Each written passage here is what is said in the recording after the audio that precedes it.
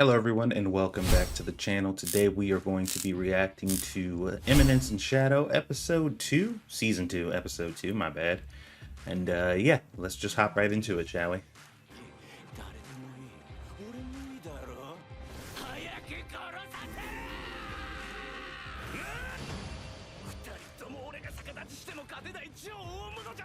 Hold on. You were just begging to be able to fight anybody. Remember, killing was your passion. It's what you lived to do. It made you feel alive. So now you gonna bitch out because those two are around? A wuss. You just like killing weak people. I thought you was a gangster.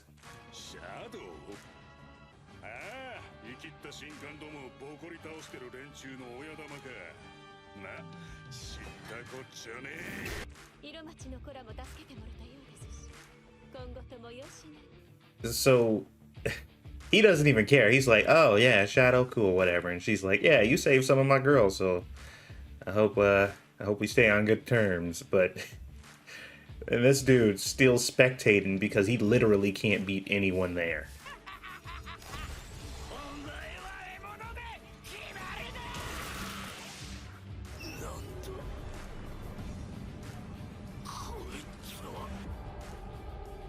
Is he really? Is this it? Are these his only lines for the rest of the show? Because it's kind of funny, but we're borderlining. We're getting to that point to where it's becoming annoying.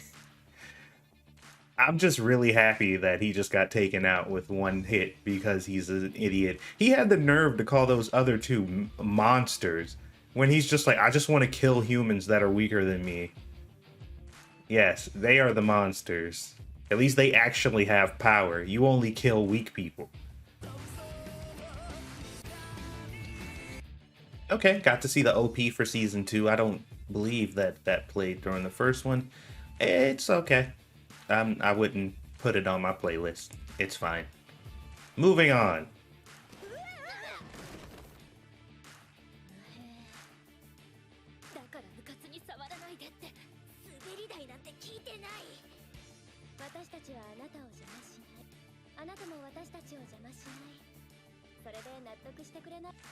Seems like that's the best they can ask for in this situation.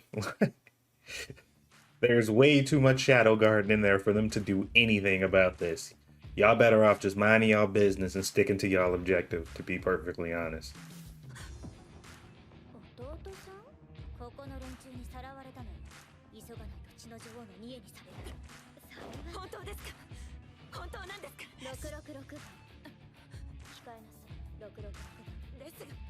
Oh, okay.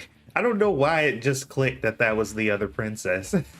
I haven't seen her in a little bit, so it took me a second to realize who she was. But yeah, she heard about Sid, so naturally she's all anxious. She hasn't seen him in a while. I wonder how her training went. Is she a badass now? I mean, she's in Shadow Garden, so.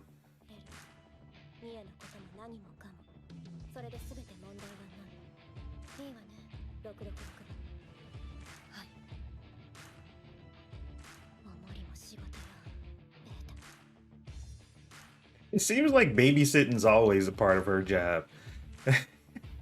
Beta is the house resident babysitter. She is constantly babysitting princesses.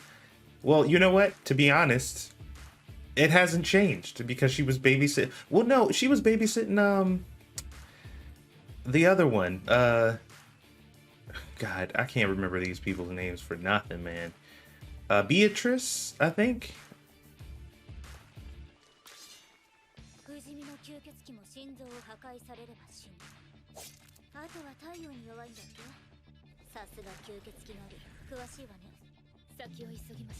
So it's probably safe to assume she's some form of vampire too, right? I think that's a fairly safe assumption, considering her abilities and the fact that we've only seen her operating at night.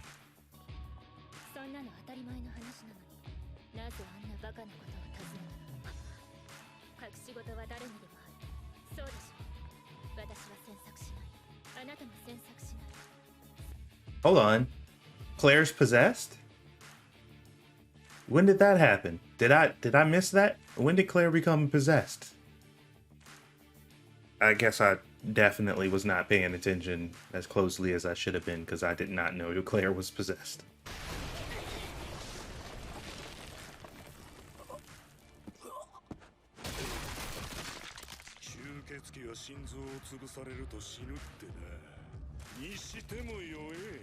This man is going around wreaking havoc, man.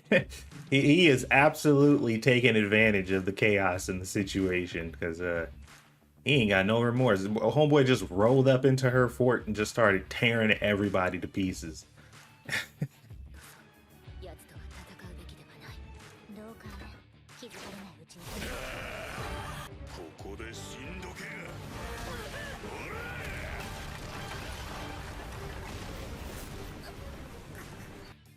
God damn, Claire. Man, she took the full brunt of that one. This man ain't playing around. He don't care, man. He do not care. I don't understand how they figured he was that powerful but didn't know that they were there.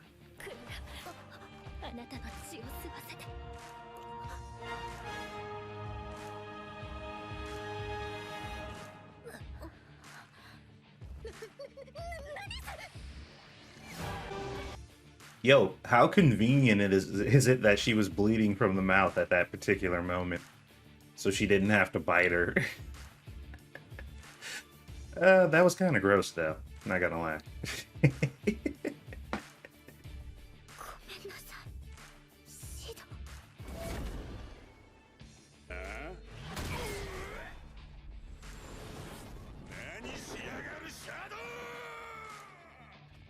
Bro, he actually showed up and saved his sister. Holy crap. Yeah, you knew she was in a precarious situation because she apologized and everything, so she was like ready to die right then. She just knew that her life was over. That's how powerful this dude is. Wow.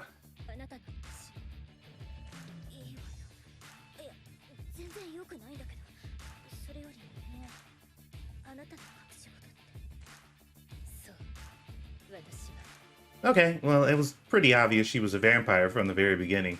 Like, literally, the first scene, when she popped into the screen and you saw her eyes, I'm like, okay, she's clearly a vampire. It's not that hard to deduce.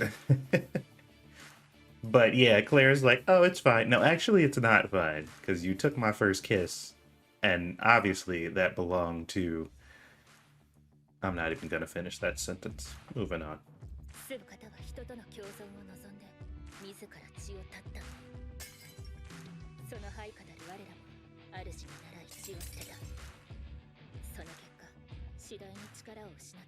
That's kind of crazy that they were able to kind of just adapt and give up blood and kind of almost become functionally no different than humans. Which, I mean, if it's that simple, but, well, I guess it wasn't that simple specifically for the queen. So something made the queen different to where she couldn't assimilate like everybody else did, and that's what caused this huge massacre. Because if she was able to do it just like everybody else, it would have been fine.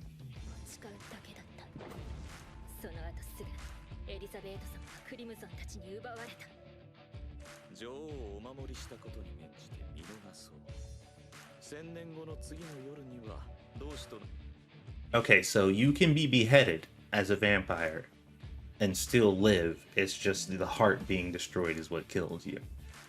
That's a pretty crazy story, man. Like, I wonder what it is that made the queen different than all the other vampires. Because they all seem to be able to just kind of change just fine.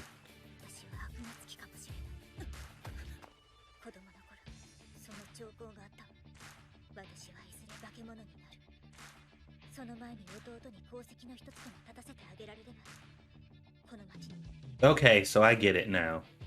Claire, she's always showed signs that she might be possessed, and her obsession with making sure that her brother it becomes something and does something with his life, that obsession is due to her kind of desperation because she doesn't know how much time she has left. Okay, now Claire's character actually makes a little more sense, because at first it just seemed like she was just weirdly obsessed with her brother, and she was in this story for no reason. But now we kind of got some context, and it makes a little more sense now.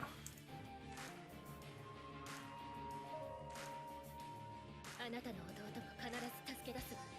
それは私が華麗にこなすから、あなたは出しゃばらないでね。Wait, what? Hold on. Hold up. Hold up. I promise we'll rescue your brother too. 助け出すわ。それは私が。I will do that myself, so mind your own business, okay? Just killed the moment. 華麗にこなすから、あなたは出しゃばらないでね。The way she looked at her though, that's kind of hilarious. 心が満たされる。さすがに吸血鬼の宝物庫、なかなかのお宝の山だ。そういえばさっき姉さんがいた気がしたけど、まあいっか。自己責任と。 Oh my god. See, I was thinking that he had a shred of compassion and his, you know, maybe a little bit of love for his sister. But he literally just happened to see them, saw them, and took that opportunity to say his stupid line again. Which means that if he hadn't just happened to be in the area at the time and wanted to say his line, then his sister would have just died there, and she's just been dead, and it wouldn't even matter at all to him. Which is, you know, it's, I don't know, it's a little. I would have preferred it not to be that way, but it is what it is. ま、世の中ってそんなもんだよね。イプシロンが胸にスライムを仕込むように、今回のボスは最強の吸血鬼って触れ込みだし、せっかくだし、ちょっと派手な登場シーンで始めようかな。Yeah, man, nothing has changed. Nothing has changed for Sid. He's the same dude on the same mission. Any moment I think that, you know, maybe we're getting a little development from him, it's always the same. So I'm just gonna kind of accept that now. Like, maybe I'll be surprised again later, but at this point, like, Sid is gonna be Sid. It is what it is. そして目をとどちぎりを結ぶ。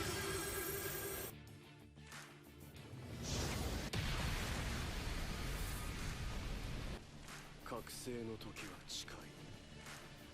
暴走が始まる。Bro, they did not just have him show up and completely one-shot supposedly the main boss, or at least the main underboss of this season, in the middle of his secret monologue by himself. I can't believe what I have just witnessed. They did not just do that. He literally just showed up out of nowhere and killed the main dude, just like out of this episode 2. Just straight up. It wasn't like, it seems kind of out of character too, because it wasn't like it was like a flashy thing. Like, nobody got to see it. He just was like, all right, I got a boss battle coming up. I'm gonna just go kill him, and that's gonna be that. This show is absolutely ridiculous. You could have given me 150,000 chances to guess what was gonna happen there, and I would have gotten it wrong every time. Never would I ever have guessed that that was going to be the end of this episode. But here we are, and here we shall remain, because I'm so fascinated by this show at this point. I kind of just have to keep watching it. So thank you guys for watching. Hopefully you enjoyed it. I'm just gonna fucking hop on to the next one.